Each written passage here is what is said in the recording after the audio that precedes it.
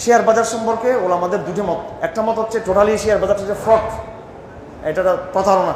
কারণ এটার আন্ডারে কিন্তু কোনো গুডস নির্দিষ্ট কোনো কি নেই, এটা একটা কাল্পনিক পুঁজি, কাল্পনিক গুডস। এটা ডাইরেক্ট সরাসরি এরকম ব্যবসায়িক পণ্যের মতো এরকম না শেয়ার ইয়েটা। এই জন্য অনেকে এটাকে গরর বলে, এটাকে হারাম বলেন। আর কিছু ওলামায়ে কেরাম বলেন যে শেয়ারটা হালাল ইয়েতে ব্যবহার হবে সেটা হালাল আছে, আর যেগুলো হারাম লেনদেনের ব্যবহার সেটা হারাম।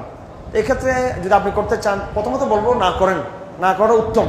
আর করলে আপনি খোঁজখবর নেবেন এই যে শেয়ার লেনদেনগুলো যারা করে কোম্পানিগুলো, যে এই বিভিন্ন সংস্থাগুলো, তাদের লেনদেনটা হালাল কিনা, তারা কোনো অবৈধ পণ্য, হারাম পণ্য, সুদভিত্তিক কোনো ইয়েতে আছে কিনা, তবে সেটা করবেন না। আর যদি ইসলামিক লাইনে যদি করে থাকে তবে সেটা করতে পারেন, উত্তম না আর কি, এমনি করাটা জায়েজ। যে 8টা প্রশ্ন।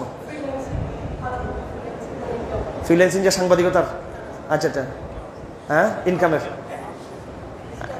ডিজিটাল, হ্যাঁ, সব কোনো সমস্যা নেই। সেটা যদি শরীয়তের যে রুলসগুলো যদি ফলো করা হয়, হালাল পণ্য যদি হয়ে থাকে, হ্যাঁ,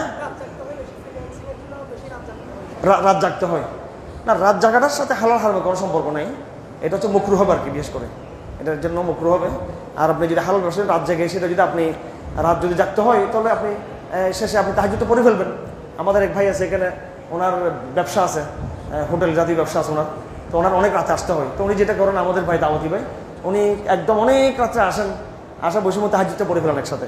রাত জাগলে আপনি সব তাহাজ্জুদটা পড়ে নেবেন ওই সময়, তখন আপনার জন্য ইনশাআল্লাহ হালাল হয়ে যাবে এটা। আর ফ্রি ইয়ের ব্যাপারে আপনার যে ইসলামী শরীরের যে রুলসগুলো যেগুলো আছে, ওগুলোকে ফলো করে দেখবেন এখানে ওই প্রতারণা আছে কিনা, ধোঁকা আছে কিনা, হারাম পণ্য কিনা, সুদ আছে কিনা, মিথ্যা আছে কিনা, অবৈধ কারো ইনভেস্টমেন্ট আছে কিনা, তখন দেখতে হবে আর কি। এটা এগুলো স্পেসিফিক প্রশ্ন করতে হবে।